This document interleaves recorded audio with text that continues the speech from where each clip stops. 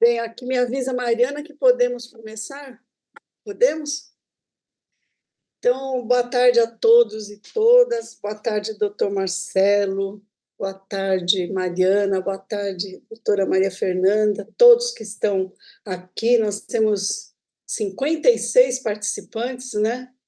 Nós estamos dando início ao ciclo de palestras em comemoração à Semana Nacional de Combate ao Assédio e à Discriminação. É um tema tão importante, tão atual, que é de interesse do serviço público, da iniciativa privada, e que a gente deve atentar para uma questão que hoje causa tantos transtornos. A gente tem que saber lidar melhor com as pessoas, compreendê-las e manter um ambiente, principalmente no trabalho, saudável, né, e uma convivência mais fácil, para que a gente possa ter uma qualidade melhor de vida, inclusive no próprio ambiente de trabalho. Então, sem maiores delongas, eu passo a palavra para o doutor Marcelo Vieira, que é o desembargador federal do nosso tribunal, que é presidente da comissão, a CEAMA, no TRF3. Com a palavra, doutor Marcelo. Obrigado, presidente Marisa, nossa diretora da IMAG, nossa escola da magistratura. Agradecer pelo convite, assim como também a doutora Maria Fernanda de Moura e Souza, quem eu conheci há pouco tempo também, falando aqui, né, já tratando desse nosso ciclo de debates. Cumprimento todos nas pessoas da presidente e da Maria Fernanda. Agradecer aos que nos acompanham, né, como a presidente disse, iniciando aqui mais um ciclo de palestras, né, em comemoração à Semana Nacional de Combate ao Assédio e à Discriminação, realização esta feita pela IMAG e pelas comissões, né, da Justiça de Primeira Instância e também aqui do Tribunal.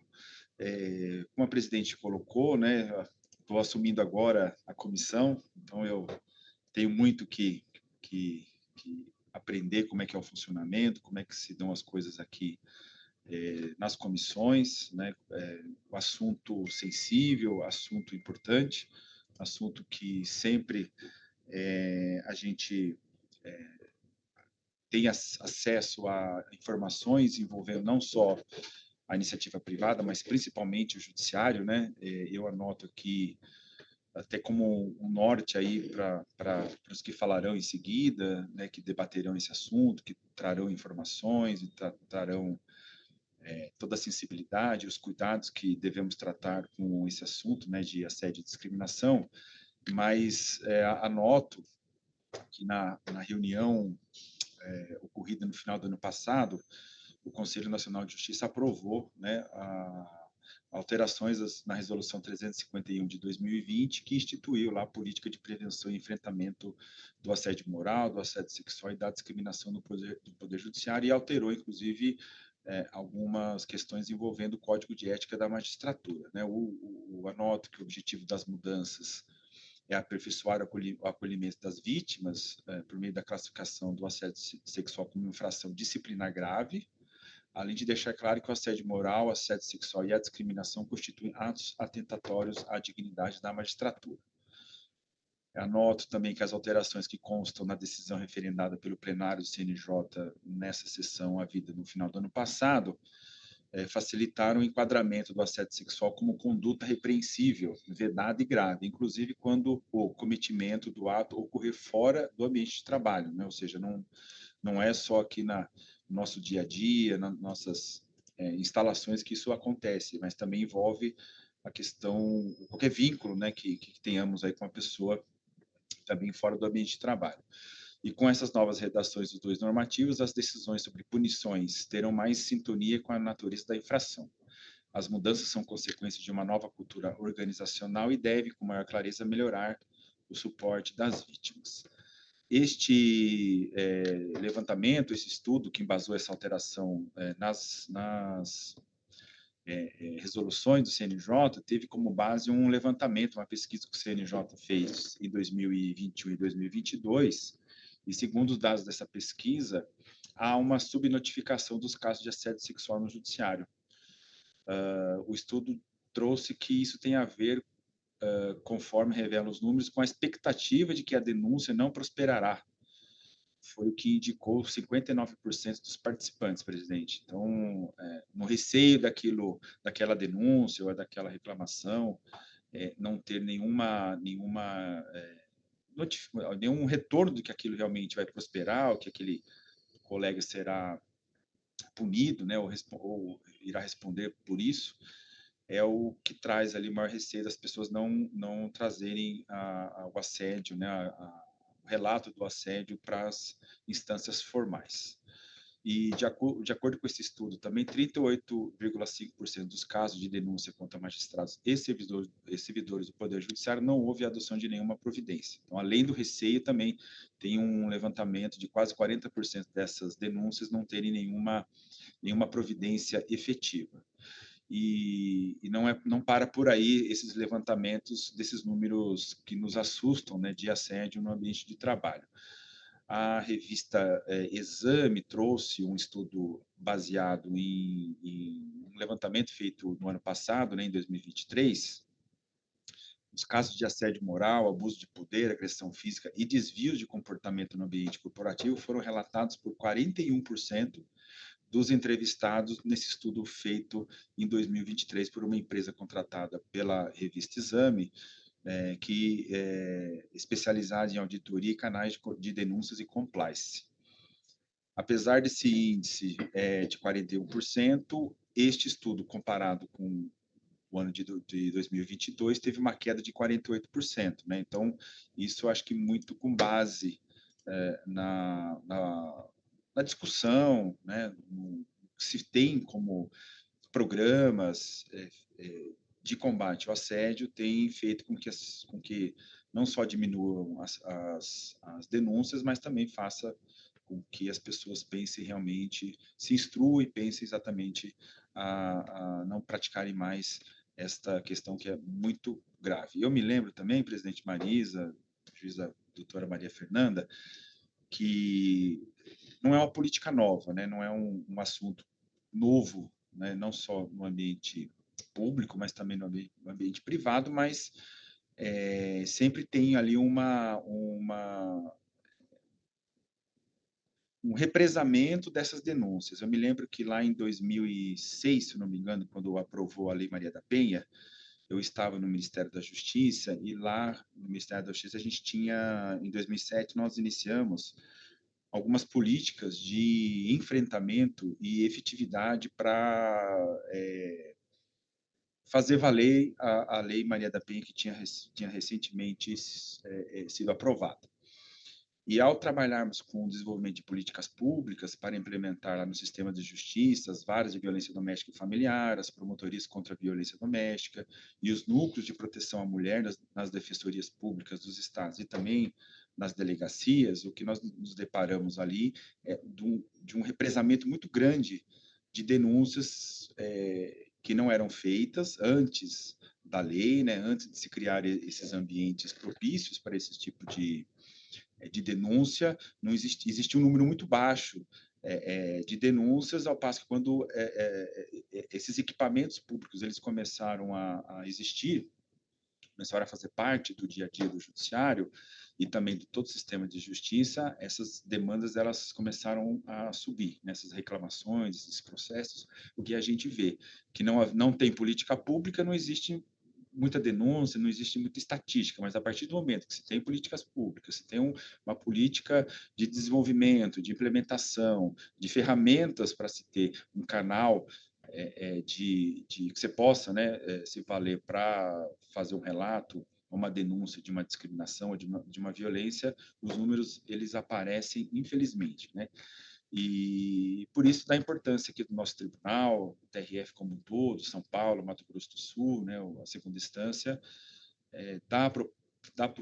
fazer publicidade, dar publicidade nesses meios, nesses ciclos de debates, também nos canais que temos aqui na comissão, para fortalecer as denúncias e garantir que toda denúncia e reclamação seja efetivamente encaminhada e tratada de forma a chegar a uma responsabilização caso seja configurada esse tipo de agressão. E por isso daí da importância das campanhas de prevenção e discussão sobre o assunto. Presidente, era uma fala muito breve aqui, muito rápida, presidente, mas acabei até me alongando um pouco, com base nesses estudos, nesses levantamentos que eu acabei encontrando aqui. E quero desejar sucesso, sorte a todos aqui nas nossas discussões, agradecer mais uma vez pela acolhida e fico aqui à disposição. Muito obrigado. Obrigada, desembargador Marcelo, nosso presidente da comissão. Bem, agora eu apresento a nossa coordenadora deste evento, que é a doutora Maria Fernanda de Moura e Souza. A doutora Maria Fernanda é juíza federal da Terceira Região, é presidente da Comissão de Prevenção e Enfrentamento do Assédio Moral e Sexual da Justiça Federal de São Paulo e coordenadora substituta do Centro de Justiça Restaurativa, o SEJURE, aqui na Seção Judiciária de São Paulo.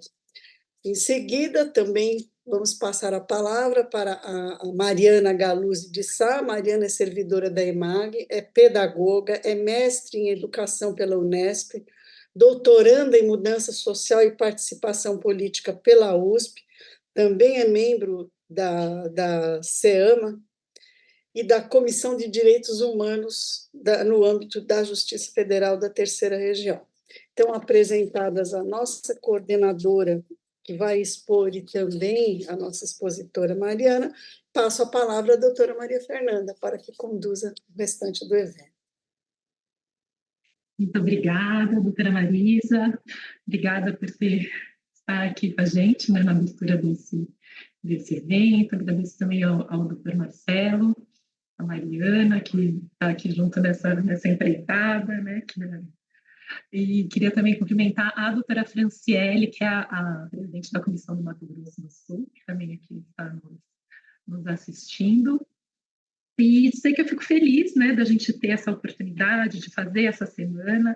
A gente acabou aqui optando por fazer a gente já fez muitos eventos trazendo pessoas de fora, e nesse ano a gente acabou optando por fazer um evento com as pessoas que estão trabalhando aqui na Terceira Região com a prevenção e enfrentamento do assédio. Né? Tá vendo que a gente ainda tem muito a avançar, muito a aprender, muito a melhorar, mas a gente vem trabalhando.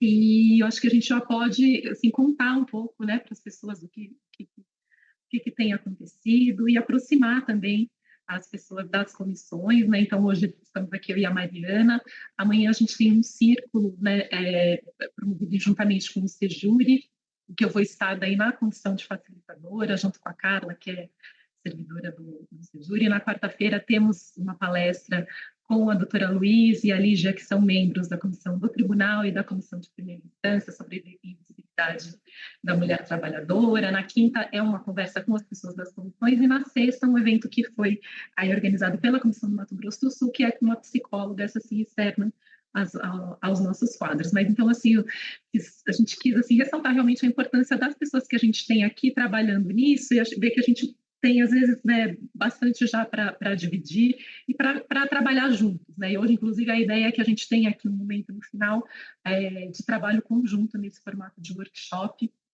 E é isso, né? Não vou aqui me alongar. Acho que a gente pode começar os slides. Boa tarde. Vamos começar, então, os slides, aí eu me apresento. Desculpa, Mariana, se apresenta agora, eu que te viajei aqui. Não, acho que a gente pode já iniciar com os slides, que daí a gente se apresenta.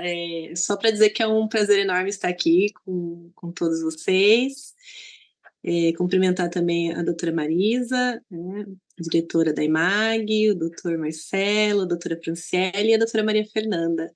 E desejar um bom evento a todos. A gente pensou no evento com menos formalidade, né? Então a gente fez aqui já a abertura da semana, e agora a gente vai começar a fazer um diálogo com vocês. Então, podem ficar todos à vontade para, se precisar fazer pergunta, pode levantar a mão que a gente libera o microfone, pode mandar no chat.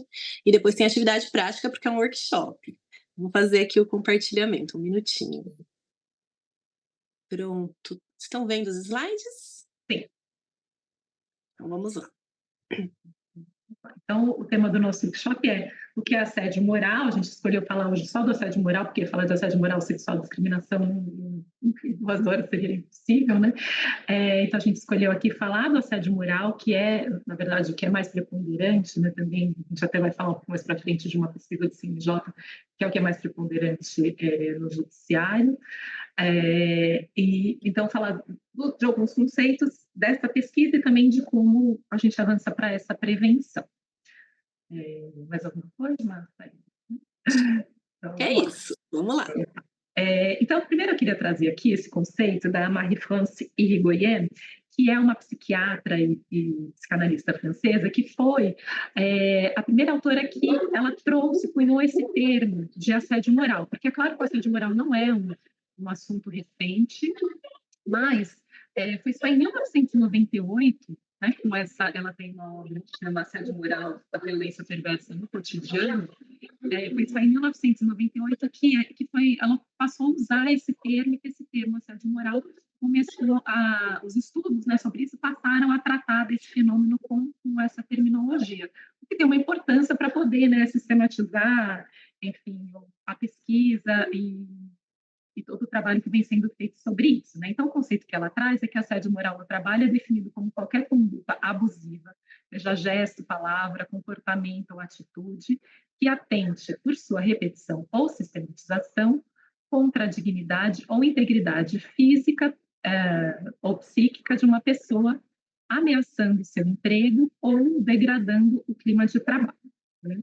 Então, esse é o conceito, assim, base, né, de onde vieram vários outros. Aí temos também aqui uma médica brasileira que trabalhou bastante com a questão do assédio, né, que ela traz um outro conceito, que é do assédio moral como exposição de trabalhadores e trabalhadoras a situações humilhantes, constrangedoras, repetitivas e prolongadas durante a jornada de trabalho e no exercício das suas funções, sendo mais comuns em relações hierárquicas e assimétricas, a gente vai falar um pouquinho disso mais para frente, em que predominam condutas negativas, relações desumanas e aéticas de um ou mais chefes dirigida a um ou mais subordinados, desestabilizando a relação da vítima com o ambiente de trabalho e a organização, forçando a desistir do emprego.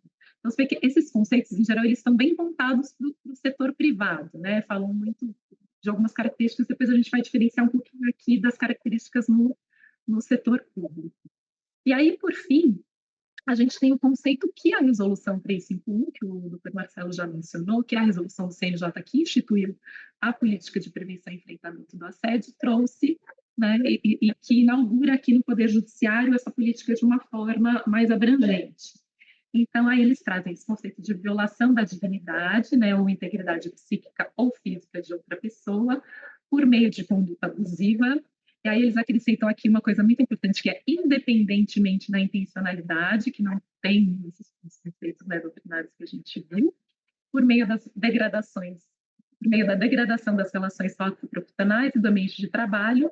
E aí já traz alguns exemplos, podendo se caracterizar pela exigência de cumprimento de tarefas desnecessárias ou exorbitantes, discriminação, humilhação, constrangimento, isolamento, exclusão social, difamação, ou situações humilhantes e constrangedoras suscetíveis de causar sofrimento, dano físico ou psicológico. Então, isso é muito importante, essa questão de não, independente da intencionalidade, porque a gente vai vendo, e assim, a experiência até das comissões, a gente vê que muitas vezes as situações de assédio não estão claras. Às vezes não estão para o assediado e também não estão para o assediador, porque não é que há uma intenção de assediar, né? Há uma série de erros nessa forma de comunicação, e que, então, é importante que o assédio ele pode se caracterizar mesmo que a pessoa que está cometendo o assédio não tenha essa intenção de humilhar. Se ela está humilhando, né, isso basta para caracterizar. E aí tem essa questão. Só que esse conceito da Resolução 351, ele foi alterado pela essa resolução que o Dr. Marcelo mencionou no fim do ano, e aí foi retirado da previsão essa previsão de serem condutas reiteradas, porque isso está de acordo com uma convenção da OIT sobre violência no trabalho, que o Brasil está já encaminhando para ratificar, mas ainda não foi ratificada. A gente sempre definiu assédio como partindo de conduta reiterada por parte do assediador. Sempre foi a definição mais comum que a gente viu. E essa nova visão, ela se refere principalmente àqueles casos de assédio que são um pouco mais graves, porque quando é algo menor, ele precisa da repetição, porque a repetição é que vai causando, ao longo do tempo, o adoecimento da pessoa que está sofrendo o assédio. Então, é diferente de um gestor que chamou a atenção de uma maneira um pouco mais áspera, sem gritar, né, uma maneira um pouco mais áspera, uma vez do servidor, do gestor que faz isso todos os dias na vida do servidor, né. É diferente um gestor, por exemplo, que devolveu um trabalho para refazer por 2, 3 vezes em um dia específico, porque tinha erros e não teve tempo de explicar melhor para o servidor para evitar, de um gestor que fica devolvendo e gerando retrabalho na sua equipe reiteradamente, que aí caracteriza o assédio. Já em situações mais graves, como gritar com as pessoas, ou mesmo fazer uma reunião para desmoralizar alguém, ou fazer algum tipo de violência verbal, algum xingamento, um fato isolado já configura o assédio, e aí por isso que teve essa alteração na nossa resolução e também na forma como a gente hoje entende o assédio moral. Já o assédio sexual, que não é o tema do workshop, ele nunca precisou, né, para ser conceituado como da reiteração. Basta uma vez que já é considerado o assédio sexual, até pela gravidade também do fato. E aí eu vou explicar um pouquinho sobre os tipos de assédio, né? Quem já fez algum curso, desse tema comigo já viu isso, mas tem muita gente que não conhece, então eu acho sempre importante trazer para vocês os tipos de assédio. A gente tem, então, o assédio vertical, o horizontal, o organizacional e o misto. O assédio vertical, ele pressupõe uma relação de hierarquia, então ele sempre vai acontecer quando tiver uma hierarquia envolvida. Pode ser de um magistrado com o servidor, pode ser de um supervisor com o subordinado de sua equipe, do assessor ou do diretor com qualquer outra pessoa, pode ser inclusive quando não existe uma hierarquia formal, mas em que a situação hierárquica está se posta, como por exemplo de um servidor com um funcionário terceirizado. Aí também é considerado vertical. E a gente tem dentro do assédio vertical, o vertical descendente, que é o mais comum, que é quando o gestor, o chefe, a pessoa que tem uma posição hierárquica superior comete assédio com o seu subordinado, mesmo que essa subordinação não seja direta, quando pressupõe que existe algum tipo de hierarquia ali. Pode ser, por exemplo, um gestor de outra equipe, que não seja diretamente gestor daquela pessoa, mas que está numa posição hierárquica superior, ainda assim é considerado vertical e descendente, né? E a gente tem um tipo de assédio que é menos comum, mas que ocorre, que é o assédio vertical ascendente. Esse é quando o subordinado causa o assédio no seu gestor. E por mais que pareça contraditório, muitas vezes acontece. Ocorre bem menos, né? Acho que é importante a gente deixar claro, até para as pessoas não falarem, então agora estão falando que a gente é que assedia o chefe. Não é isso que a gente está dizendo. Mas que existem algumas situações em que o servidor vai questionando aquela autoridade do gestor reiteradamente, de forma a causar um adoecimento nesse gestor. Isso não precisa ser necessariamente de uma forma imbatível direta, pode ser com ações que ele faz que ele coloca em xeque a autoridade do gestor, por exemplo, ou alguma outra conduta do gestor. O assédio moral horizontal é quando não existe nenhum tipo de hierarquia, mesmo formal ou colocada pela situação, dentro da relação. Então, é quando são duas pessoas que estão no mesmo nível hierárquico. E aí, nesse caso, a gente pode falar de dois juízes, a gente pode falar de dois servidores, a gente pode falar de dois terceirizados, que nenhum deles seja lá o encarregado, e pode acontecer quando uma pessoa comete esse assédio com o colega ou um grupo se junta e comete o assédio com o colega, né? E por isso que a gente coloca aí também o conceito de bullying no ambiente de trabalho, né? Então são aquelas piadinhas sobre alguma característica física ou alguma forma de trabalho que a pessoa tem, que vão acontecendo no dia a dia e que a pessoa finge que tá tudo bem, dá uma risadinha sem graça e aquilo vai sendo repetido. várias vezes e vai causando aí o adoecimento da pessoa. Já o assédio moral organizacional é quando a organização ou institui por meio de metas, normativos, ou por criar mesmo uma conduta ali, formalizar, né, de maneira da forma de funcionamento da instituição, o assédio, ou perpetua algo que vem, né, de outro momento histórico em que aquilo era socialmente aceitável e hoje a gente questiona, mas a instituição ainda permeia e perpetua essa condição, né, ou por negligenciar a tratativa do assédio. Aí a gente diz que é o assédio moral organizacional. Arquivar processos, todos os processos de assédio, não criar mecanismos de prevenção e enfrentamento e etc. E o misto, ele pode ser combinação de 2 tipos de assédio, tanto entre horizontal organizacional, vertical organizacional, como, por exemplo, no horizontal a gente ter ele ser vertical também, ser um grupo em que o chefe também está incluído e estão assediando aquele servidor, ou pode ser magistrado ou terceirizado. E aí agora a gente vai trazer alguns dados dessa segunda pesquisa nacional de assédio e discriminação no âmbito do Poder Judiciário, né, uma pesquisa do CNJ.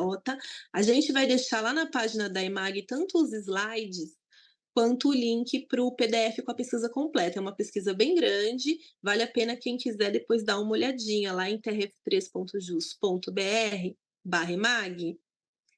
Clicando no banner deste evento, vai ter lá, depois a gente vai colocar tanto os slides de todos os dias que tiverem, e vamos colocar também essa pesquisa.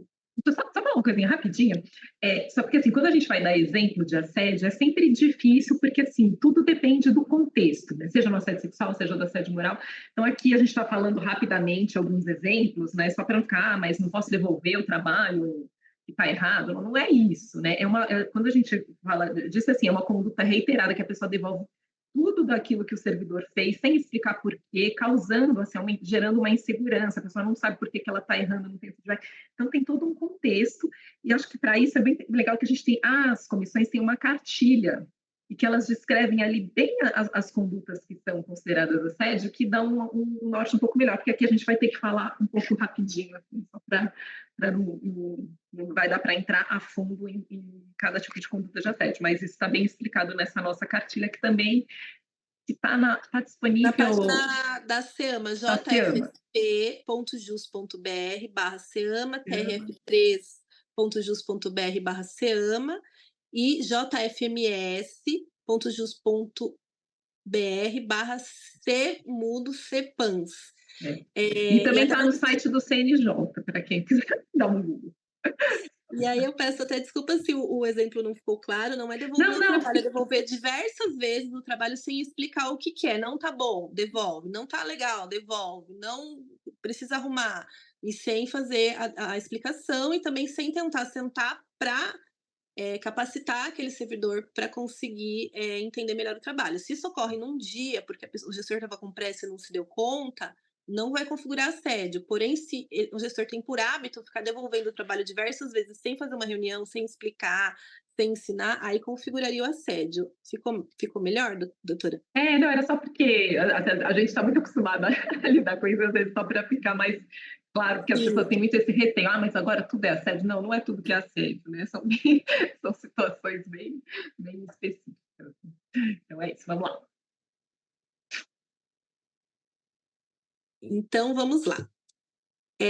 Esta pesquisa foi feita, então, pelo CNJ entre dezembro de...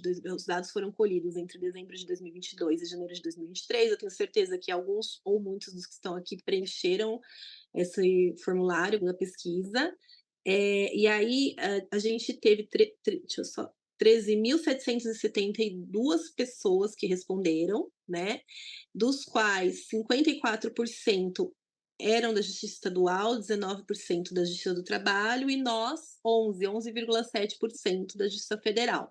Lembrando que esse gráfico tem que ser interpretado com o seguinte viés: existem em maior número, tanto de servidores como de magistrados, na Justiça Estadual do que nas demais, por exemplo, então não dá para dizer que eles responderam mais do que a gente.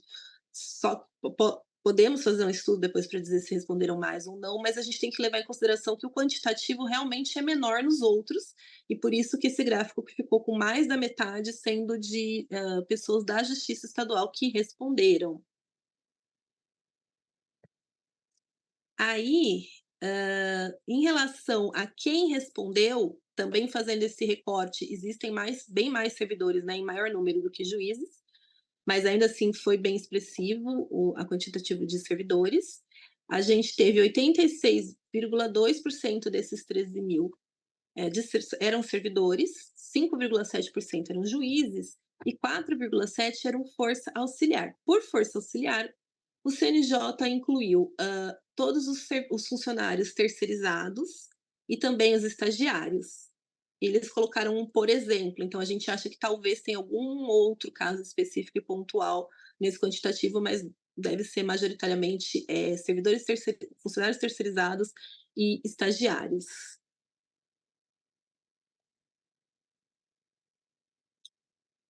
E aí, agora falando especificamente, a gente já caracterizou quem respondeu a questão, e agora a gente vai falar especificamente das situações de assédio.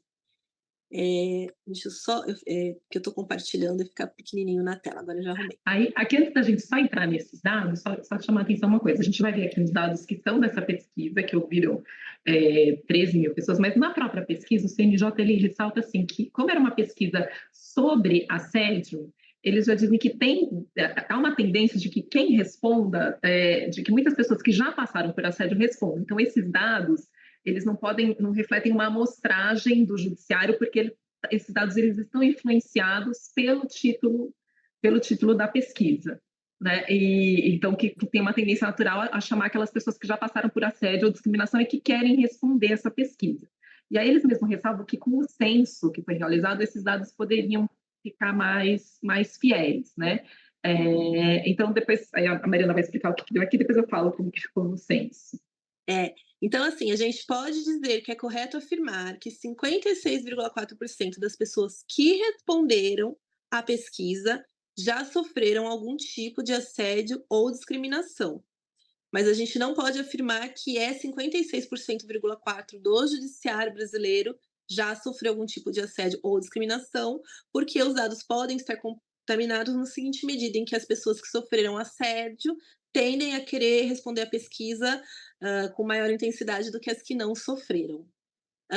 Então, vamos lá. Quem são essas pessoas que já sofreram assédio? Entre os servidores que responderam, 58,3% afirmam que já sofreram algum tipo de assédio ou discriminação. Entre os forças de trabalho auxiliar, que são terceirizados e estagiários, 45,1% afirmam já terem sofrido algum tipo de assédio ou discriminação no ambiente de trabalho. Entre os magistrados que responderam, 42,8% afirmam já terem sofrido algum tipo de assédio ou discriminação no trabalho. E entre os ministros e desembargadores, 27,9% afirmam já terem sofrido algum tipo de assédio ou discriminação no ambiente de trabalho. Então, nesta pesquisa, a maioria os que mais sofreram assédio foram os servidores.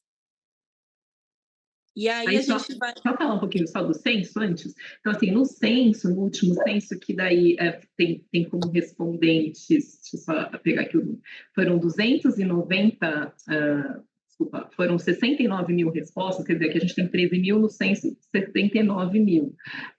Esse percentual, né, que está de 56% aqui, ali fica, e é separado no censo, magistrados e servidores, mas fica por volta dos 20%. Que é bastante, não é 54%, mas ainda é bastante alto, 20%, né, dos que responderam.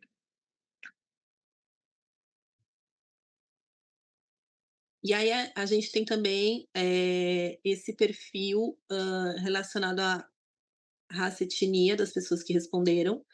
Então, lembrando que a pergunta ainda era caracterizando quem já sofreu algum tipo de assédio ou discriminação. Então, entre as pessoas pretas que responderam o questionário, 70% relata já ter sofrido algum tipo de assédio ou discriminação no ambiente de trabalho. Já entre as pessoas amarelas, 58,2% relatam já terem sofrido algum tipo de discriminação no trabalho. Entre as pessoas que se auto-identificam como pardas, 55,4%, entre as pessoas brancas, 55,2%, e entre as pessoas indígenas, 50% relatam já terem sofrido algum tipo de assédio ou discriminação no trabalho. E aí a gente tem também esse recorte que é de gênero, né, que também demonstra que, de quem respondeu, as mulheres sofrem mais, tendem a sofrer mais situações de assédio do que os homens, sendo 62,5% do público feminino, e 47,7% do público masculino, que relata já ter sofrido algum tipo de assédio ou discriminação no ambiente de trabalho. Ah, e aí, só para concluir essa parte da pesquisa, então isso reporta, né, que a gente vê que os grupos que são mais vulneráveis e que sofrem mais discriminação, eles também têm uma maior incidência de assédio. A gente pode ver isso, então, pelos dados, né, das pessoas pretas e também com relação às mulheres. Então, a importância de que a instituição tenha políticas específicas antirracistas e também políticas destinadas assim a Igualdade de gênero. aumentar a participação feminina, porque a gente tem assim também, a gente não passou esses dados que é muita coisa, mas em geral quem pratica o assédio é superior hierárquico e a gente sabe que ainda há uma discrepância no número de mulheres ocupando posições de chefia, então isso tudo ele se revela, né? Todo o que a gente tem culturalmente estabelecido, isso se revela, se manifesta também no assédio. Aí só passando aqui para a gente diferenciar, né, como falei no começo, que os conceitos eles falavam muito sobre a questão da perda do emprego, né, e um pouco mais voltados para uma análise do setor privado. Então, trazer aqui umas diferenciações, que aquela mesma autora, a Marie-France Irigoyen, ela traz isso numa segunda obra dela, que é essa diferença do que acontece no setor privado e no setor público em relação ao assédio moral. Né? No setor privado, então, ela diz, ela fez no livro dela uma série de pesquisas na França sobre o assédio, e na época, assim, ela concluiu que tinha a proporção de pessoas assediadas na pesquisa dela era 50% vinham do setor privado, 50% do setor público. Só que o setor público lá representa 1/4 da força de trabalho, ou seja, na pesquisa dela se mostrou que havia mais assédio no setor público do que no privado. E aí ela fala um pouco sobre as diferenças de características, né? Então, que no setor privado o assédio ele pode ficar mais evidente e durar menos tempo, porque ele, em geral ele se encerra com a saída da pessoa assediada. A pessoa que vem sofrendo assédio, de alguma forma, quando ela tem a possibilidade, ela vai para outro emprego, né? Embora muitas vezes essa dificuldade de encontrar um emprego possa fazer com que essa situação dure, mas ela tende a ser mais curta pela essa mobilidade maior no setor privado. Já no setor público, aqui nós que somos todos, né, servidores públicos, a gente sabe que a gente presta um concurso não pensando em sair. Então é muito difícil que a pessoa prestou um concurso, estudou tudo e de repente ela fala, não, agora eu vou sair. Acontece, mas é muito mais raro. Então, a tendência é que a pessoa que está vivenciando uma situação de assédio, essa situação ela dure por mais tempo, e que os métodos sejam mais perniciosos e que, por isso, também produzem resultados mais danosos para as pessoas assediadas, por essa duração do tempo. E tem também uma característica de que a estrutura burocrática, né, do serviço público também tende a ser maior, fazendo com que a pessoa passe por por trâmites mais burocráticos e demorados para poder levar uma denúncia. E então isso também são fatores que pioram a condição da pessoa que sofre assédio. A gente aqui, com essa política do CNJ, né, e a criação das comissões, é uma tentativa de uma forma de sair desse trâmite burocrático e oferecer outras vias, mas ainda há essas diferenças que acho que é importante a gente notar. Aí a gente vai falar aqui rapidamente, para a gente poder passar logo para a parte prática, sobre os fatores de risco e também um pouquinho sobre a prevenção do assédio. Então, aqui, voltando de novo, eu estou citando bastante essa autora, porque ela realmente tem uma importância em todo o trabalho, todo o estudo que se desenvolveu sobre assédio moral, né? Então, ela fala assim, não adianta a gente ficar olhando para o assédio só sob o prisma psicológico, falando, essa pessoa um é mau, o outro é bom, né? Ou aquele gestor é louco, assim, não adianta a gente ficar olhando com esse viés unicamente, de pessoal e psicológico, e ao mesmo tempo também não adianta olhar só para a organização, achando que tudo é um problema de gestão. O olhar ele precisa ser mais abrangente, entender o que acontece na relação entre as pessoas, mas também ver como a organização responde a tudo isso, incentivando ou coibindo, né, comportamentos que estão de assédio. E aí aqui a gente então vai passar, a gente pode passar? Então, aqui a gente pegou, isso tudo faz parte de um outro curso até que a Mariana, a gente está dando agora até na Escola de Servidores, que é um curso mais completo falando sobre assédio e fatores de risco. Mas aqui a gente escolheu algumas partes para poder falar rapidamente e dar uma ideia aqui para vocês, né? Então, o que a gente chama aqui desses fatores de risco estão sendo olhados, são os fatores de risco que não são propriamente condutas assediadoras ou práticas assediadoras, mas são práticas e comportamentos, tanto pessoais como institucionais, que favorecem que o assédio aconteça. E isso vai ser olhado a partir de 3 dimensões: a dimensão sociocultural, a institucional e a individual, né, das relações entre as pessoas. Só lembrando que a gente até acho que vai falar isso mais para frente, mas é bom a gente frisar que quando a gente fala em fator de risco, nenhum deles está relacionado à pessoa assediada, ou também conhecida como a vítima. A gente sempre fala de fatores de riscos que sejam ambientais ou da parte do assediador. Nunca a pessoa assediada tem responsabilidade ou culpa sobre o assédio que ela venha a sofrer. Vou aproveitar que eu estou com a palavra rapidinho para comentar o que a Cibele colocou no chat, em relação a que no setor público, realmente, a pessoa que sofre assédio, ela não é demitida, mas ela pode ser sim colocada à disposição como forma de punição, e ela também pode ah, pedir por conta própria alteração de lotação, e é quando o assédio, de fato, ele se encerra, na maioria dos casos, né, quando ela muda de local de trabalho. Porém, é comum a gente ver na nossa instituição a pessoa ser mantida no local e continuar sofrendo assédio por um longo período, porque a pessoa não quer sair e o gestor não quer abrir mão do quantitativo de trabalho, porque é difícil a reposição. Então, tem os 2 casos. Acho que vale comentar, e por isso que às vezes até um sofrimento é maior e o adoecimento acaba ocorrendo com maior frequência também.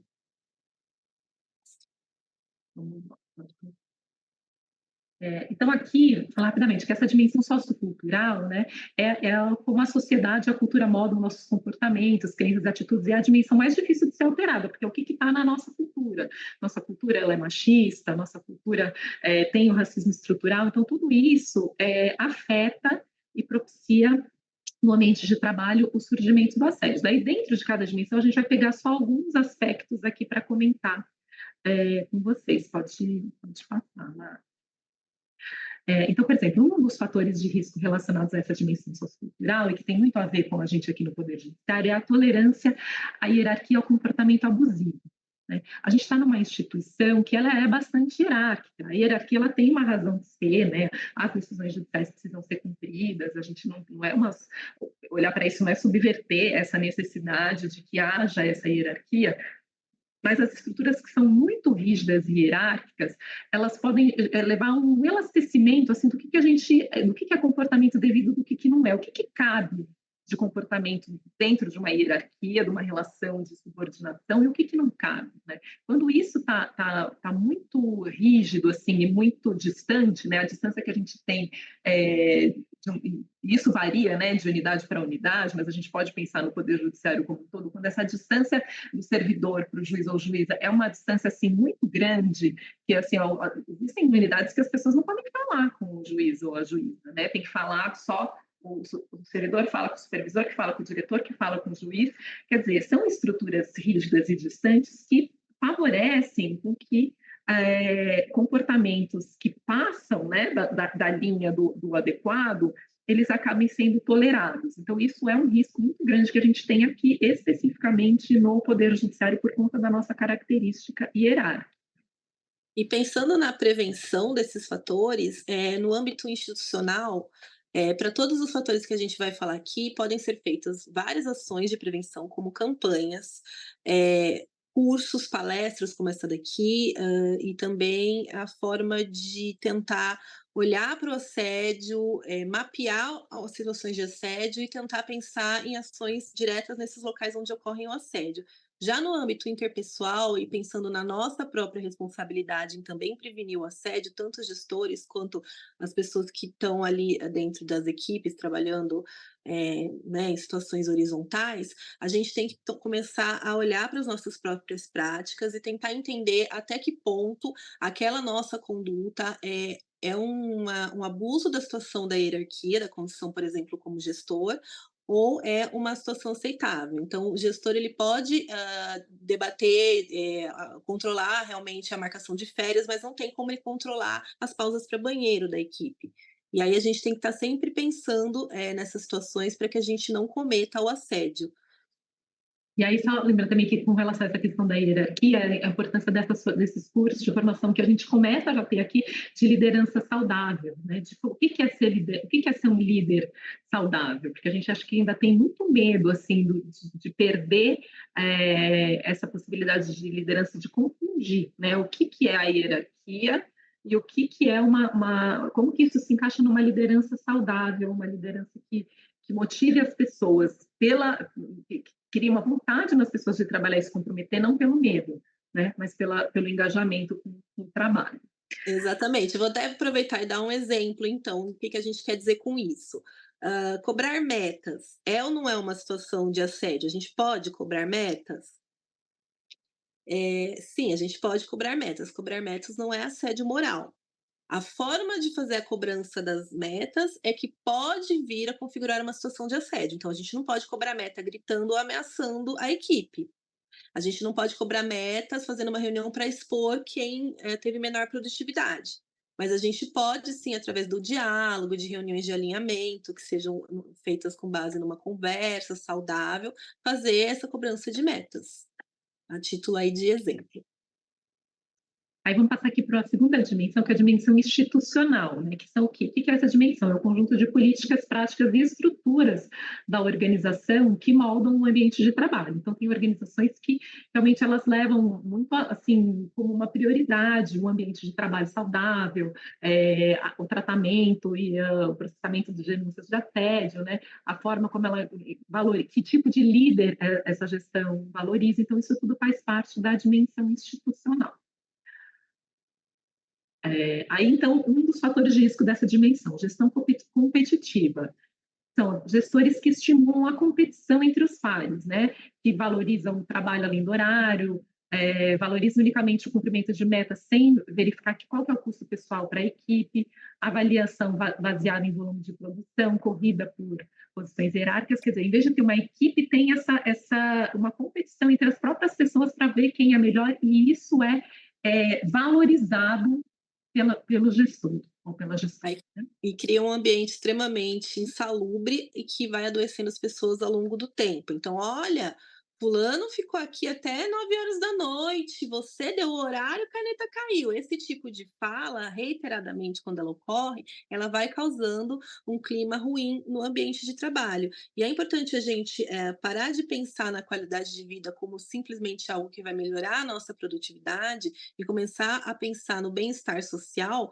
como um objetivo em si mesmo. Nós, enquanto seres humanos, devemos desejar que todas as pessoas ao nosso redor tenham saúde mental, tenham bem-estar e qualidade de vida no trabalho, para que elas sejam pessoas que estão vivendo de uma maneira feliz, de uma maneira tranquila e plena, e que isso por si só já é justificado.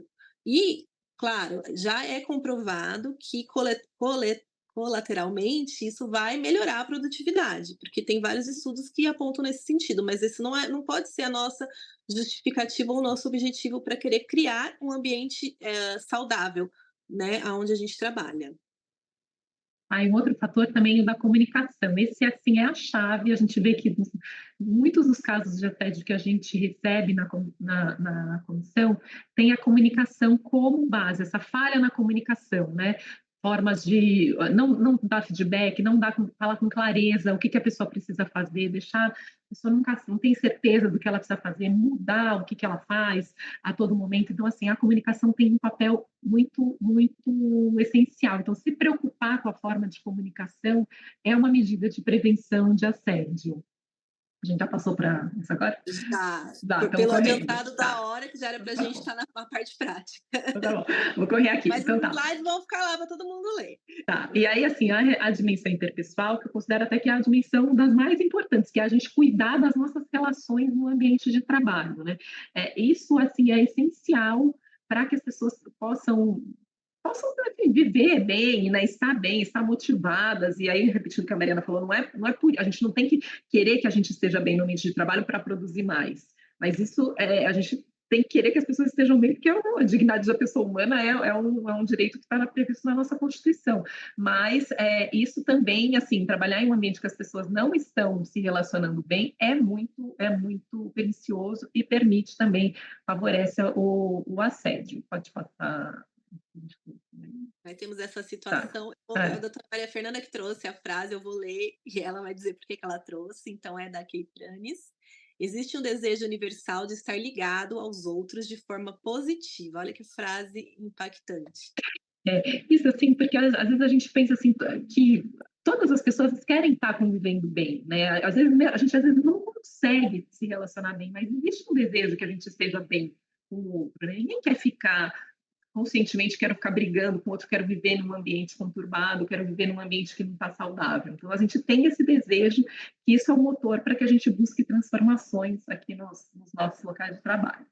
E aí, eu vou falar então bem rapidamente aqui, né, de fatores de risco nesse aspecto, que são a ausência de um olhar para as questões emocionais da equipe de cada pessoa, né? Então, quando o gestor não reconhece um momento difícil que a pessoa está passando, como isso impacta necessariamente no trabalho, né? Não tem como, né? Aquela coisa, eu deixo em casa meus problemas. Não, os problemas acompanham a gente. É claro que a gente não vai ficar lidando com eles no trabalho, mas eles acompanham a gente.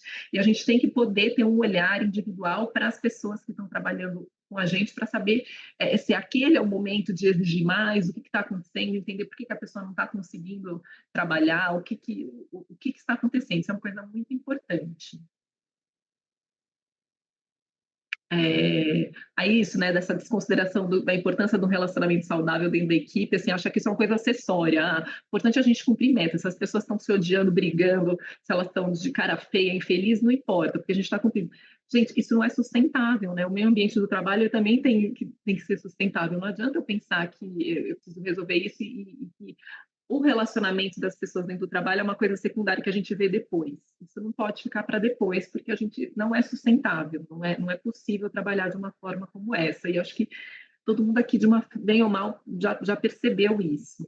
Não, com certeza. E aí, pensando enquanto gestores, que eu sei que tem muitos gestores aqui, magistrados também, pensar em formas de melhorar a qualidade de vida, melhorar o clima organizacional dentro do ambiente de trabalho de cada um. Então, vamos pensar em reuniões eficazes, vamos pensar na importância de um feedback bem colocado, né? Falando um pouquinho do feedback, o feedback a gente traz em vários cursos, aqui da Imagem também é trazido em vários cursos, a questão de um feedback sanduíche para quando a gente precisa fazer essa devolutiva para corrigir alguma coisa. Então, a gente começa reforçando o que aquele servidor, aquela pessoa tem de pontos fortes, a gente fala de uma maneira assertiva, pausada, sem agressividade, aquilo que a gente precisa que seja corrigido, e termina com uma proposta de boa fé. Eu tenho certeza que se você adotar essas medidas,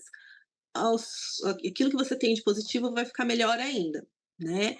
E também lembrar que o feedback não é o famoso ferroback aqui, entre muitas aspas, não é para ser utilizado como ferramenta apenas quando a gente tem algo para corrigir.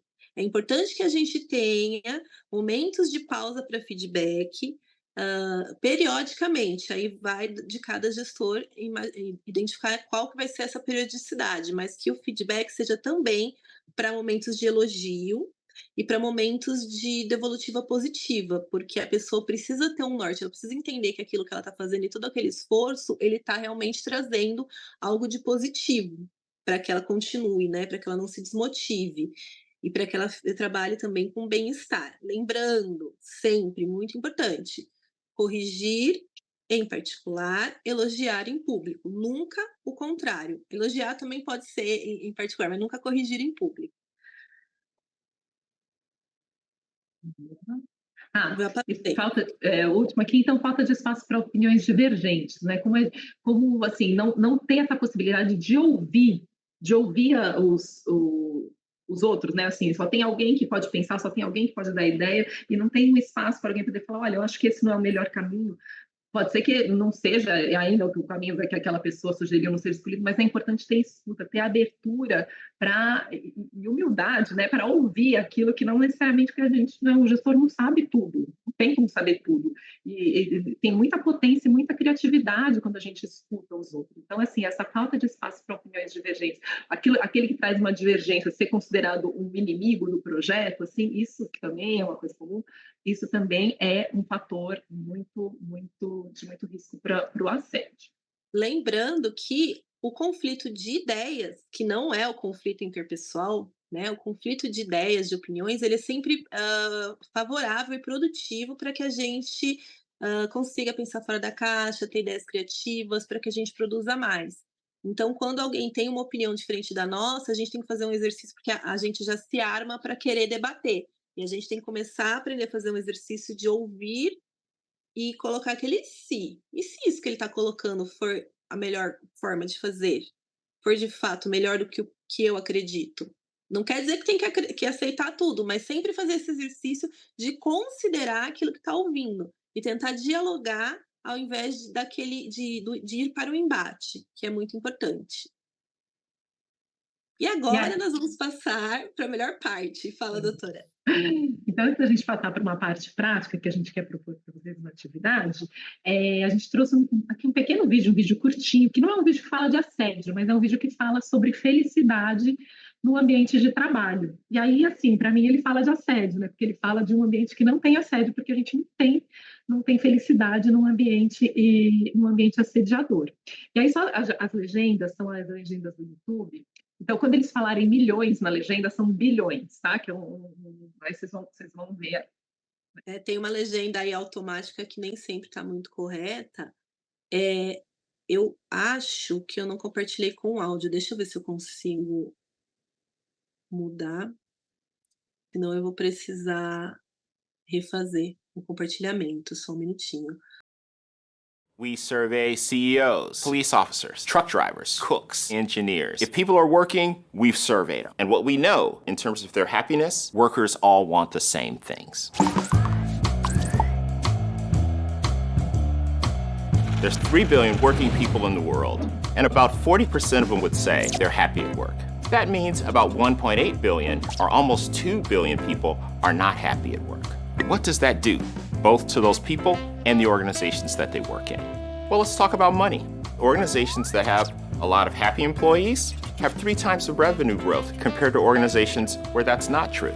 They outperform the stock market by a factor of 3. And if you look at employee turnover, it's half that of organizations that have a lot of unhappy employees. The miracle thing is you don't have to spend more money to make this happen.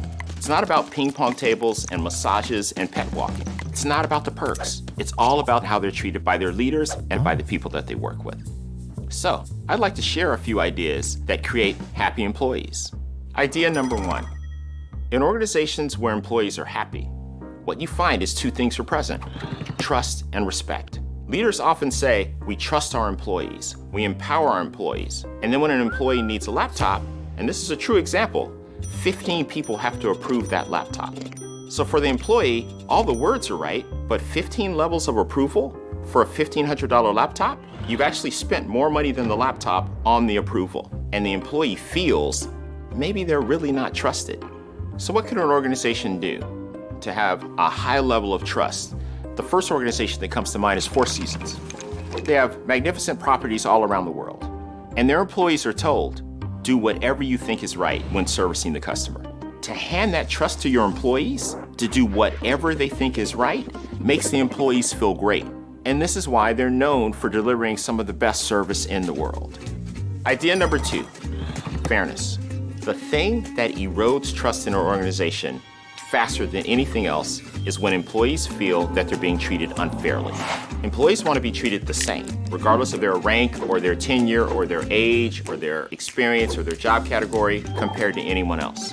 When I think about great organizations who get fairness right, the first organization that comes to mind is Salesforce. They found that men and women working in the same job with the same level of proficiency were making different amounts of money. So immediately, they calculated the difference and they invested $3 million to try and balance things out. Idea number 3 is listening. So to be a listener who connects with all types of people, we have to unlearn a few things. We've all been taught about active listening and eye contact, an intense stare, and a compassionate look.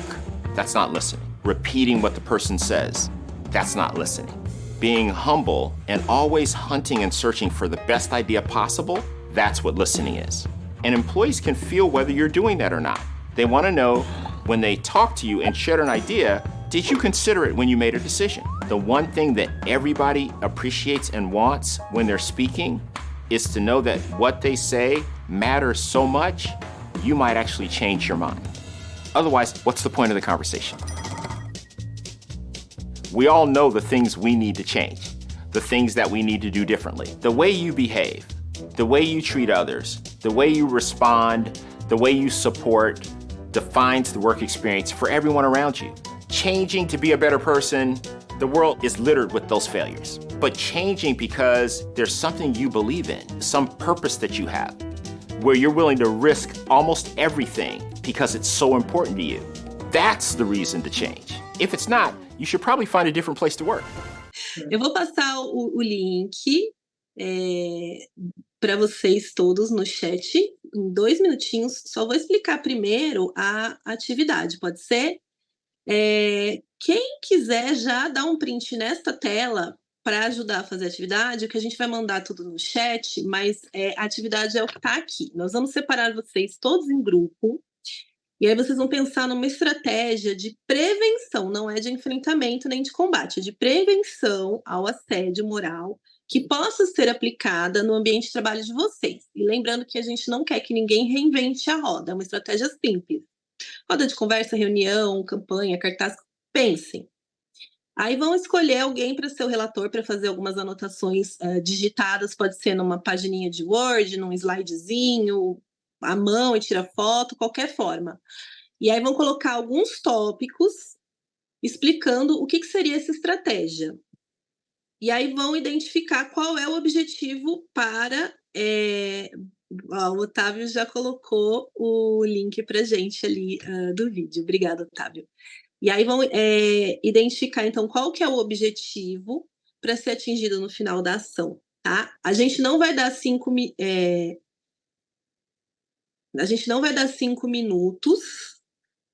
para o grupo. A gente vai dar 3 minutos para cada grupo apresentar, porque a gente está com 76 pessoas, então a apresentação é de 3 minutinhos. Não precisa compartilhar a tela, pode compartilhar ou pode mandar no chat que a gente compartilha a produção de vocês e aí escolhe uma pessoa do grupo para poder fazer a apresentação. Deixa eu só ver aqui uma coisa do horário, quanto tempo a gente tem. 6h40 agora. Tá, eu vou parar agora de compartilhar, porque eu quero ver um pouquinho vocês. Vou pedir para todo mundo abrir a câmera. Deixa eu ver se eu consigo ver na galeria. Aí, vamos abrir as câmeras, espreguiçar, respirar fundo. A gente vai, então, criar os grupos automáticos. E aí não vai ter Libras na parte da atividade em grupo, tá? A gente vai dar, então, 15 minutos para os grupos pensarem na estratégia e desenvolverem o que querem apresentar, e depois cada grupo vai ter 3 minutos para apresentar. Tudo bem, gente. Quem não puder abrir a câmera, tudo bem. Quem não puder, vai ficar de ouvinte no grupo. Câmera e microfone fechado, ouvindo os colegas, não tem problema nenhum. Tá Ou bom? a Ellen, que está sem câmera, ela pode falar. Assim, a Luciana falou que está no balcão virtual, que ela não está conseguindo, mas a Ellen, que está sem câmera, pode falar. Pode falar. Eu recebi mensagem de gente no meu inbox também, olha, eu não posso participar, estou com uma questão pessoal, não tem problema. Fica no grupo, pode ficar só ouvindo os colegas, Porque a ideia não é forçar ninguém a fazer atividade. A ideia é fazer um workshop para a gente ter uma atividade mais dinâmica, para a gente ter a participação. Então vai ter bastante gente nos grupos, uns podem ficar de ouvintes, mas seria interessante que o grupo elegesse uma pessoa para digitar e uma pessoa para apresentar. Tudo bem? Assim, ideia simples, gente, sabe? A partir de tudo que vocês viram aqui, o que a gente viu no vídeo, assim, coisas, alguma inspiração, sem grandes complexidades. Aí, assim, quem não... Mari, só explica esse procedimento de ir para a sala, porque muita gente se perde nesse momento. Isso, vai ter que dar ok na mensagem. Se não der ok na mensagem, não vai para a sala, tá? Então, quem não der ok na mensagem não vai para a sala. Até os intérpretes podem aproveitar para tomar uma água, dar uma descansadinha. Não precisa ir para a sala, tá bom? E os demais vão para salas. Tranquilo, não tem problema quem não quer mexer no celular. Fiquem tranquilos, né? E aí a gente faz, então, uma rodada que é uma apresentação bem rapidinha, de 2 minutinhos para cada grupo, falando dessa ação de prevenção, 2 a 3 minutos. Eu vou cronometrar, eu sou bem rigorosa com a gestão do tempo aqui nas atividades. Não precisa avisar no chat também quem não vai participar, tá bom? A gente não é prova, não vale nota, fiquem tranquilos, mas a gente gostaria que participassem na medida do possível. Como a gente vai fazer a atribuição da sala automática, vocês vão entrar numa sala e aí podem ficar de ouvinte na sala. Quem não for participar não tem problema nenhum. E eu e a Maria Fernanda vamos passar nas salas para ver como é que tá e dar uma ajudinha para vocês. Então agora são 18h47, nós vamos voltar às 19h05. E volta automático, né, Mari? Você fecha volta automático também. Quem der ok, volta na hora. Quem não der ok, demora 1 minuto. Mas todo mundo volta. Vamos lá, então. Vamos fazer 8 grupos, já que tem bastante gente que não pode participar. A minha amiga, a juíza Maria Fernanda, está aqui no meu inbox. Vou contar a curiosidade. Feliz porque não chamei de doutora. Vou fazer, então, o automático, sem os co-hosts, 7 a 8 participantes por grupo. Podemos, todo mundo que receber a mensagenzinha dá ok. Vamos lá, vocês vão agora todos para o mundo de Nárnia.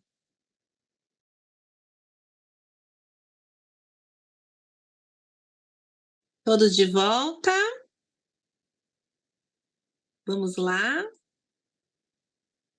Gente, então agora eu vou pedir... Vocês lembram o número do grupo de vocês? Senão eu consigo ver aqui qual era o número. Lembram, né? Então vamos na ordem, tá? E aí vamos só ver se está todo mundo podendo falar.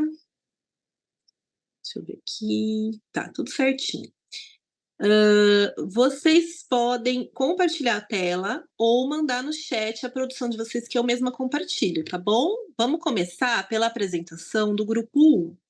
Então, a gente vai fazer igual aquele pitching. A gente vai fazer igual o pitching. Vocês vão ter... Só um minutinho que abri um negócio aqui para mim, perdão. Eu vou cronometrar a apresentação de vocês e quando der os 3 minutinhos a gente encerra e aí passa para o próximo grupo. No final, a gente dá um feedback para todo mundo.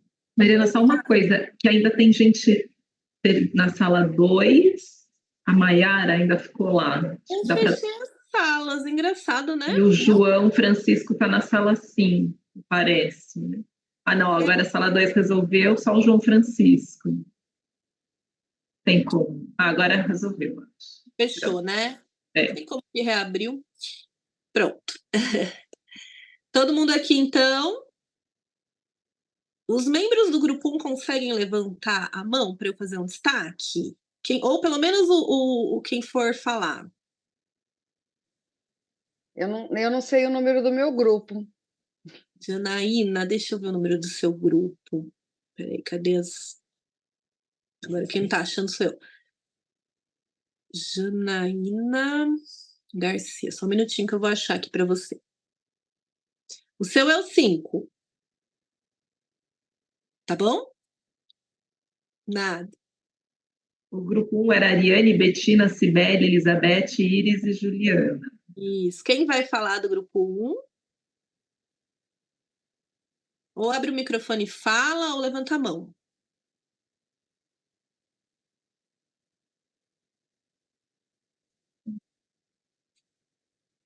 Nossa, tá difícil aqui escolher. Mas a gente estava batendo maior papo. Aí eu, a Que Beth, bom. a Ariane, aí tava no chat a Cibele, tinha mais algumas pessoas no chat. Tá, e vocês elegeram quem vai falar ou não? Não elegemos nada, A mas Iris, a fizemos Iris. algumas anotações aqui. Então tá bom. A Iris vai apresentar. Iris, você quer compartilhar sua tela ou quer me mandar no chat as anotações? Posso falar assim, Só por falar? cima? Então tá bom. 3 minutinhos, Iris, pode começar. Bom, a gente começou com a pergunta, né, da apresentação, sugestões para minimizar o assédio moral no trabalho, né? E teve algumas sugestões, né, iniciais que a gente foi desenvolvendo depois e conversando diante de tudo que foi apresentado aqui, né? Então, por exemplo, foram sugeridas que se fizesse mais reuniões, que tivesse uma escuta ativa dos servidores, né, principalmente dos subordinados, protocolos claros, né, de seleção, de quem estava sendo selecionado como chefe ou por uma função, ou também protocolos claros de comportamento que pudessem evitar o assédio. Por exemplo, não gritar com um coleguinha, né? Coisas óbvias, né? Só que a gente acabou conversando também que não se trata só de colocar regras, mas também de pensar, né, sobre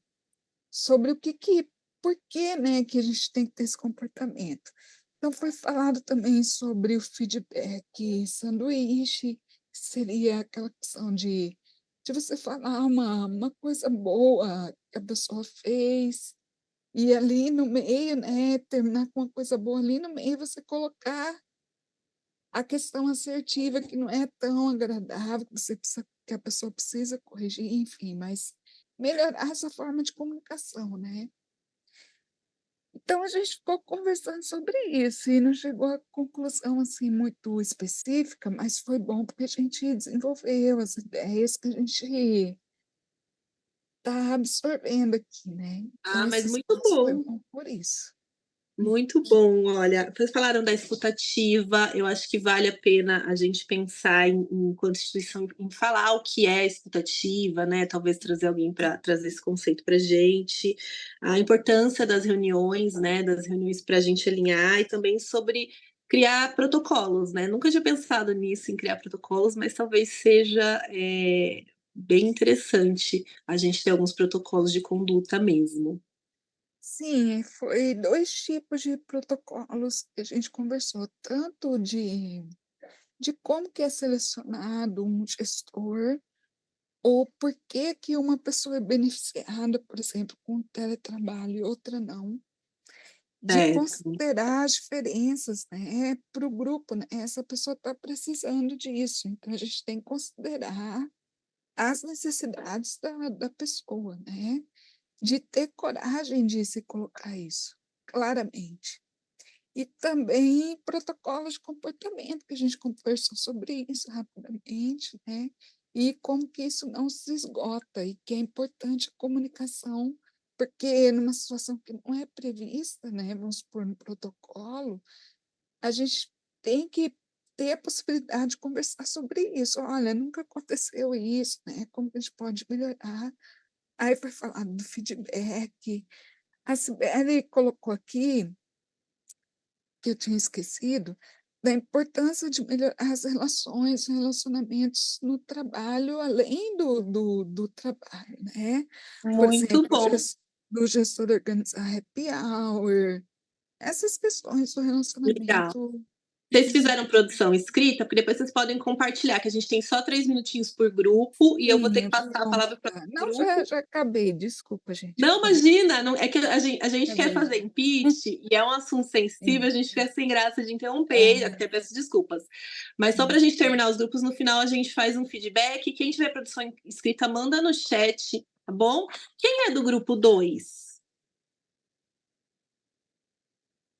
A Cibele está mandando no chat, obrigada, Cibele. Então, vamos lá. Grupo 2 é a Mayara que vai apresentar?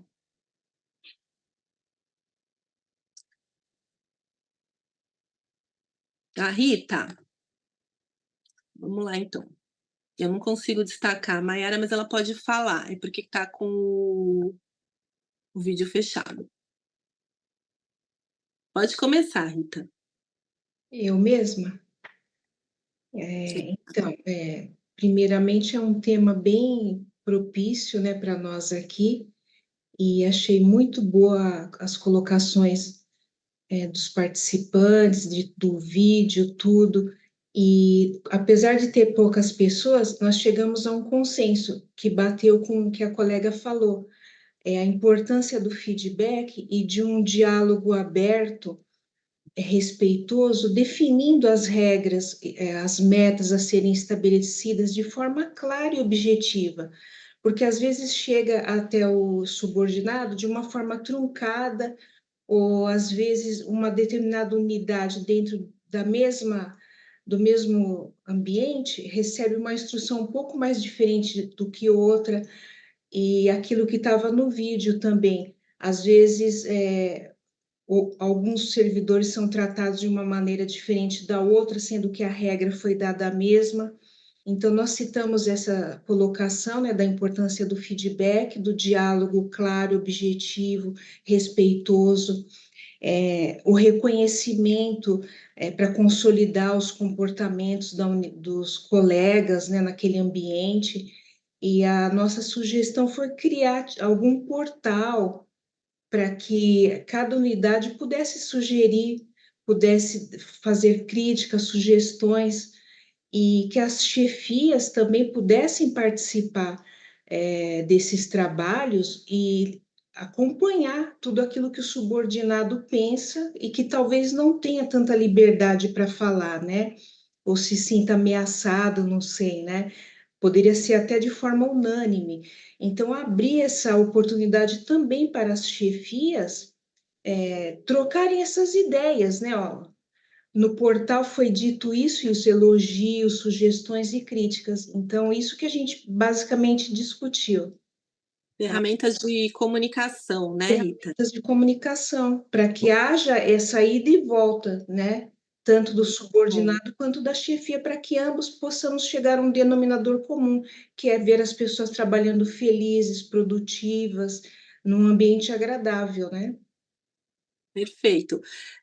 Vamos deixar, então, vou deixar para falar os feedbacks no final, estou fazendo anotações. O grupo 3, tem alguém do grupo 3? Pode ou abrir o microfone ou levantar a mão. É a Gisele, né? Vamos lá, então. Vou colocar aqui a Gisele. Só um minutinho. Prontinho, Gisele. Se tiver alguma coisa para compartilhar, pode compartilhar ou passar no chat. Pode começar. 3 minutinhos. Boa noite, pessoal. Eu coloquei no chat a parte escrita, que passa tão rapidinho o tempo. Nós estamos colocando alguns pontos, né, algumas sugestões que todo mundo falou, então a gente condensou nesses pontos, as sugestões para melhorar as estratégias, né, na verdade, para evitar o assédio. Então, a gente chegou em alguns pontos. Primeiro, reuniões de equipes periódicas com abertura para críticas e sugestões. O segundo, a criação de espaço de escuta junto à gestão, de forma individualizada e privada, com respeito e confiança, porque às vezes você quer trocar uma ideia com o gestor, contar alguma coisa que está afetando você pessoalmente, acaba afetando o seu trabalho, mas você não quer colocar na reunião. O terceiro ponto, reuniões, além das reuniões de trabalho, né, periódicas, reuniões com assuntos específicos, como, por exemplo, para tratar do tema de assédio, né, de uma forma ali mais específica, né, para o setor, enfim. o quarto ponto, que todos os espaços que a gente tenha para falar estejam sempre pautados aí, como foi falado no vídeo, com a escuta, né? O respeito, a confiança. E, por último, mas não menos importante, que tivessem critérios para determinar, critérios objetivos para determinadas tomadas de decisões, para a gente criar uma liderança mais humanizada. Por exemplo, critérios, como a colega falou, né, para concessão de uma função comissionada ou de um horário de trabalho não, do trabalho de teletrabalho, por exemplo, para que tivesse critérios mais objetivos, mais específicos, que não fossem, que não pudessem ser afetados por alguma decisão pessoal, né? Eu não gosto daquele coleguinha ou do outro e acaba afetando na relação de trabalho. E aí, como eu pedia para dar um objetivo, a gente chegou num objetivo geralzão, assim, que seria a criação de um ambiente mais prazeroso para o trabalho, de forma a prevenir o assédio moral. Muito bom, Gisele, perfeito, parabéns. Obrigada, pessoal. E obrigada a todo mundo, né, do grupo, que foi rápido, mas foi muito, muito proveitosa a troca de informações. Que legal. Grupo 4, então.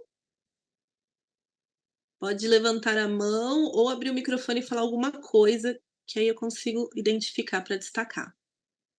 Tinha grupo 4 ou foi o grupo que a gente dissolveu? Eu acho que não dissolvido, foi o que dissolveu.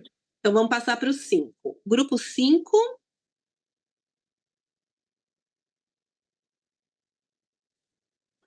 A minha companheira de grupo é a Andréia.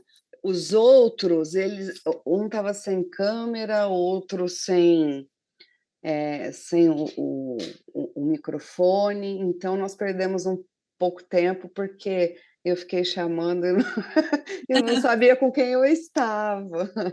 Poxa vida. Deixa eu... aí nós começamos a construir no final um material. Eu vou tentar colocar no chat aqui, porque eu não manuseio o Zoom aqui, então deixa eu tentar compartilhar. Vamos ver se vai. Ou pode falar e depois a gente te ajuda aqui. É só copiar e colar, na verdade. Ctrl+C, Ctrl+V. Ou clica no... Eu mandei aí. Mandou? Aí. Foi. Eu vou abrir aqui rapidinho, deixa eu ver se eu consigo. Então, mas a minha companheira que conversou comigo, que nós começamos a colocar, eu queria confirmar o nome dela. É Andréia?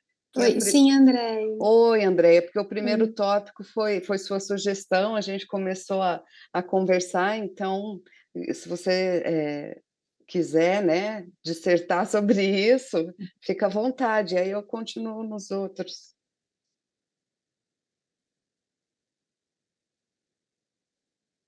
Eu tentei fazer alguma coisa mais bonitinha. Uau! Queria mudar a cor, mas aí na pressa não consegui fazer uma coisa mais animada, mas vamos lá. Mas tá limpo, pode ir. Vamos lá, 3 minutinhos. Então tá, então eu vou falar, Andréia, dá licença, e pode complementar. A Andréia, ela levantou uma questão sobre escolha de gestores, então ela mencionou se a escolha de gestores vocacionados poderia amenizar a ocorrência de assédio. Ela quis dizer com isso o quê? Porque tem muitos gestores sem perfil comportamental para isso, né?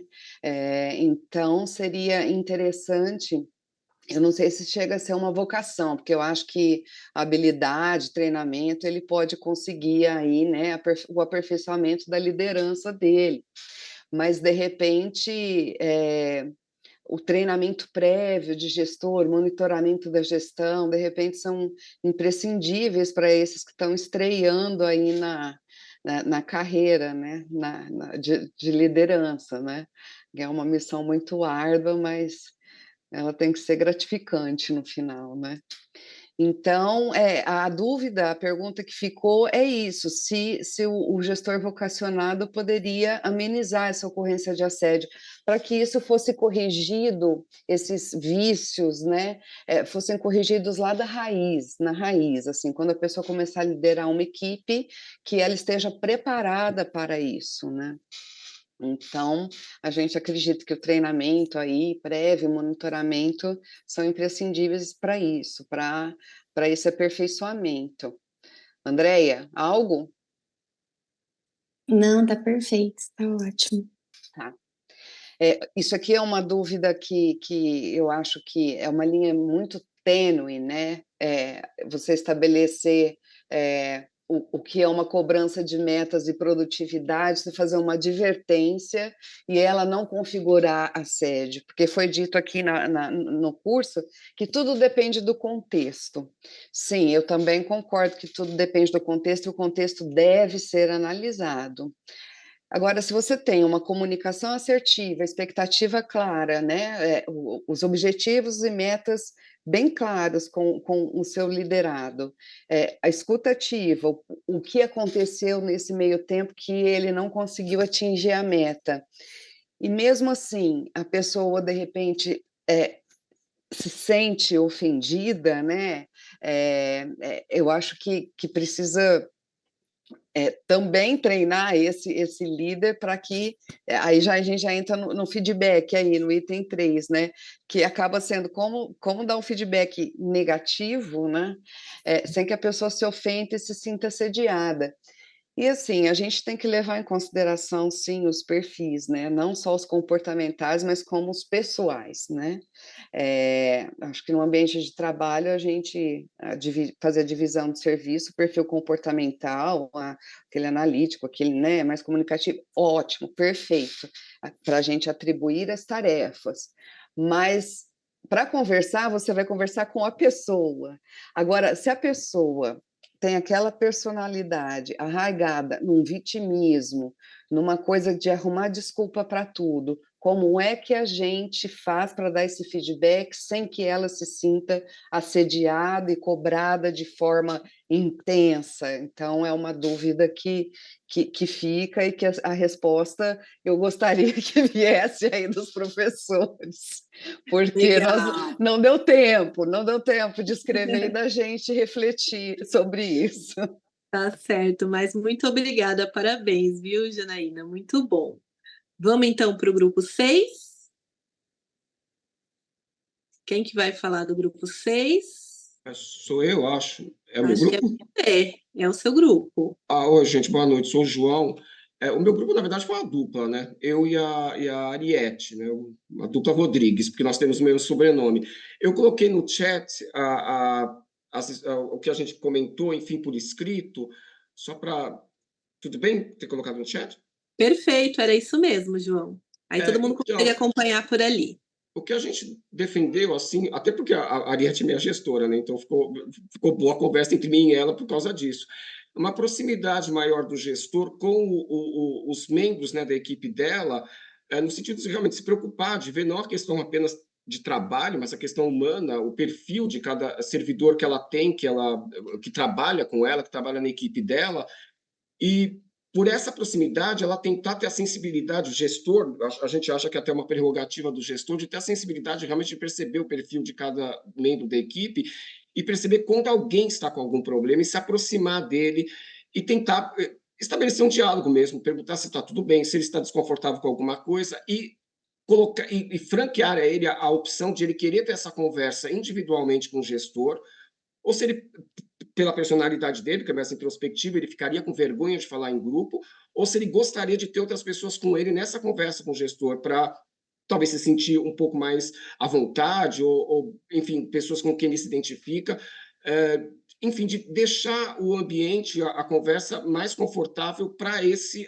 funcionário, para esse membro da equipe do gestor. A gente bateu mais nessa tecla mesmo da identificação humana mesmo, entre o gestor, a proximidade entre o gestor e cada um dos membros da equipe, e deixar o membro da equipe escolher a modalidade como ele prefere essa abordagem, se em grupo, se individualmente, de acordo com o perfil dele.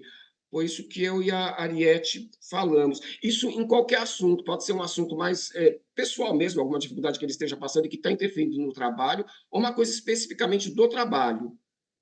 Foi isso que Muito a gente bom, João, falou. gostei bastante. A Aliette também é minha gestora, e eu acho que, em certa medida, ela já tem muita atenção aí com as nossas questões.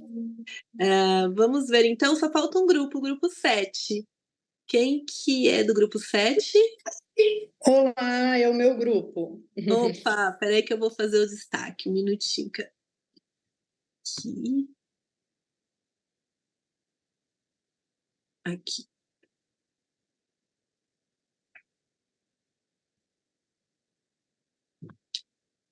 Prontinho.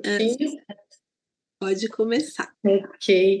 Bom, eu gostaria de cumprimentar a todos, desembargadora Marisa, desembargador Marcelo, minha colega a doutora Maria Fernanda, Mariana, parabéns pela organização e pela exposição do workshop. Gostei muito do método que vocês usaram, né? Além da parte explicativa, teve o vídeo, a atividade, né, que faz com que a gente comece a refletir, a pôr em prática, né? É isso que a gente está vendo na teoria. Muito bacana. Bom, para sair um pouco dessa questão das reuniões periódicas, transparência na tomada de decisão, né? Que são medidas importantes, mas como já foi bastante falado, o que eu estava conversando com a Marilina que como uma proposta singela, que também já acontece muito, né? Mas que acaba sendo uma estratégia de prevenção de assédio, porque cria um ambiente de trabalho leve, né? Onde todos se sentem à vontade para interagir com os demais, especialmente com a chefia, são essas celebrações de datas comemorativas, café para celebrar o final de uma inspeção, atingimento de metas, porque nesses ambientes informais as pessoas se sentem mais à vontade para falar, para se abrir. Eu percebo muito, assim, como magistrada, que às vezes as pessoas têm um certo receio de chegar e conversar com a gente, se abrir mesmo, se aproximar. Então, ali a gente consegue quebrar um gelo, perguntar da família, perguntar dos filhos, e isso aí, esse momento de desconcentração, né, nos ajuda a nos inteirar mais do outro, né? Então, eu acho que nesse ambiente informal, você começa a perceber as necessidades do outro, o perfil de cada um.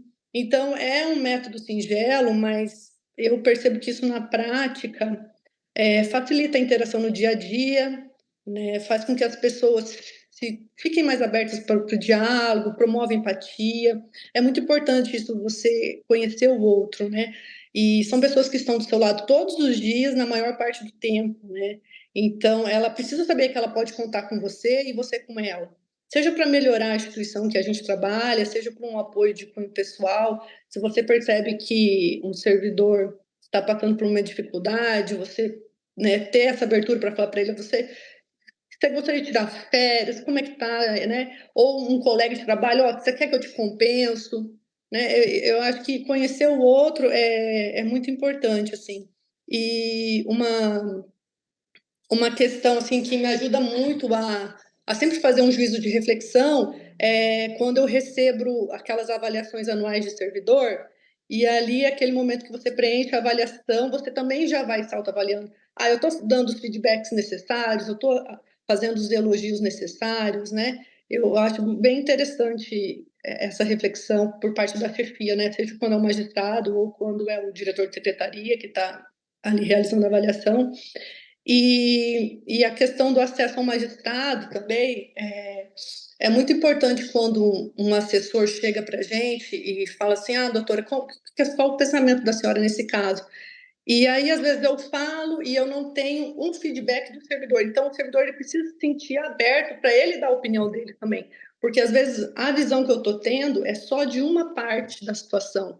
E sempre tem outras coisas para serem contribuídas a uma situação que eu não estou visualizando, né?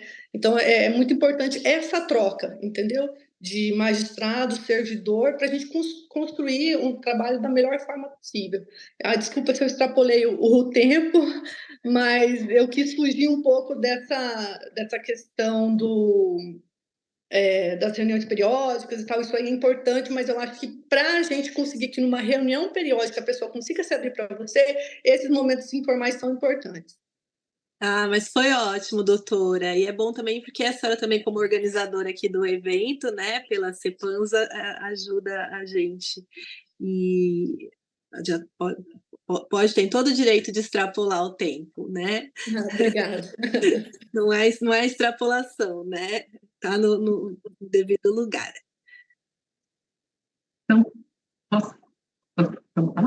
Então, aqui, só que como a gente já passou da hora, antes de devolver a palavra para a doutora Marisa, eu só queria fazer assim, um apanhado, né? Porque, pelo que eu fui anotando aqui, conforme vocês foram falando, a questão da comunicação clara apareceu muito, assim, em várias falas, né? Essa comunicação, tanto nesse âmbito das relações, de um cuidado na relação, mas como na comunicação de ter regras claras, né? De não deixar esse sentimento de injustiça, porque muitas vezes é só uma falha de comunicação. Já aconteceu uma vez, alguns servidores, por exemplo, na minha vara, dividem função, que não tem uma função para cada um. E aí o diretor errou uns dias de um, e a pessoa entendeu que ela estava sendo punida por algum motivo, que ela não estava. E até ela criar coragem de me falar isso, ela criou toda uma história, né? E nada estava acontecendo, foi um erro, porque tem que contar os dias, é uma coisa às vezes meio complexa. Então, assim, esse ponto da comunicação, eu acho que é muito importante, eu acho que a gente pode investir nisso, né, nessas formas de estabelecer comunicação clara, essa questão de critérios para a nomeação de funções de confiança. É claro que a função de confiança é uma função do gestor e designar alguém passa por uma relação de confiança que às vezes ela não é palpável, assim, é esse atributo, a pessoa preenche esse requisito, mas, por exemplo, quando eu tiro alguém de uma função, é muito fácil eu explicar, olha, eu já passei por isso, eu estou tirando porque eu preciso para esse cargo disso, né? Isso dá uma sensação assim da pessoa ter uma previsibilidade. Então, acho que isso é muito importante, e acho que isso também está dentro da comunicação, estabelecimento de regras claras, né, nessa questão de meta, do que cumprir. Então, assim, eu acho que esse tema da comunicação é um tema que apareceu bastante, que a gente pode, assim, pensar nisso para próximas formações e como investir nisso. E essa questão também da formação dos gestores, né, que eu acho que às vezes ainda nos faltam ferramentas mesmo de formas mais inovadoras de gestão, que são mais eficientes, e aí para formar, né, esses gestores mais vocacionados, porque às vezes a gente não tem ferramentas, mesmo nós, né, juízes e juízes, a gente não recebe essa formação para a gestão tão clara. Então, eu acho que realmente esses pontos que vocês levantaram foram muito importantes. A gente pode compilar, né, depois de tudo isso, e ter uma produção aqui geral do evento, né, Mariana, e deixar no site, mas assim, eu quis pegar aqui em linhas gerais o que eu fui anotando, o que mais se repetiu, né? E acho que o feedback, tudo isso está dentro da questão da comunicação. Então, acho que assim foi bastante produtivo, acho que levantamos bastantes pontos para seguir em frente, né, para o caminho que a gente ainda precisa percorrer. Então, com isso aqui, eu agradeço a todas pela presença até agora, né, agradeço também a Mariana e devolvo a palavra para a doutora Marisa. Para mim, eu vou fazer um comentário, vocês me desculpem a franqueza, mas eu estava aqui o tempo todo ouvindo atentamente, né? Eu tenho 36 anos de magistratura federal, fora os 4 anos que eu tenho de serviço público anteriores, né? Eu sempre achei que o grande problema nosso é a falta de comunicação. Sempre é isso. Vocês sabem que existem chefes, eu falo chefes juízes, desembargadores, que eles não conhecem os seus funcionários. Eles entram no gabinete, às vezes não falam nem bom dia para ninguém, se fecham lá dentro e só tem contato com um, que normalmente é o oficial de gabinete no tribunal ou o diretor de secretaria na vara. E essa pessoa que, então, é aquele que é o chefe, né, que vai conversar, porque ele nem conhece os servidores, o chefe maior não conhece, então vai esse. A gente nem sabe como é que ele passa os recados que o chefe tem que passar. Então, esse negócio de falar por uma interposta pessoa, para mim, sempre pareceu errado. O chefe que é bom, ele conhece as pessoas com quem ele trabalha, ele fala com todos eles, ele dá os comandos de forma direta e clara. A nossa meta é diminuir os processos de PIS, COFINS. Então, gente, é isso que nós vamos fazer, nós vamos diminuir. Mas se vai um outro falar no lugar dele, evidentemente essa pessoa pode falar de várias formas, inclusive aos gritos, maltratando, xingando, né? Isso acontece mesmo. E eu lembro de uma situação que aconteceu comigo 36 anos atrás. A grosseria de alguém é uma coisa que fere a gente para sempre. Eu era juíza auxiliar na 7ª Vara Federal, o juiz titular era o Dr. Márcio Moraes. E apareceu, ele sempre me tratou bem, até porque a gente quase nem se via, porque ele era o diretor do foro naquela época, o tribunal estava para ser instalado, ele não tinha nem tempo de falar comigo. Então, ele me tratava bem, mas assim, era um tratamento cordial, tal, mas ele sempre foi uma pessoa de comandos claros para os funcionários dele, isso eu me lembro bem, e ele falava isso. E um dia, um colega mais antigo, né, eu era do último concurso, apareceu lá na vara e me falou alguma coisa, né, que eu nem consigo repetir mais isso, que me chateou muito, mas me chateou demais, que ele não precisava ter dito. Bom, ele foi embora e veio o Márcio Moraes e falou: por que você está tão chateada hoje? Aí eu contei o episódio para ele, ele falou o seguinte: eu vou te falar uma coisa para você nunca mais esquecer.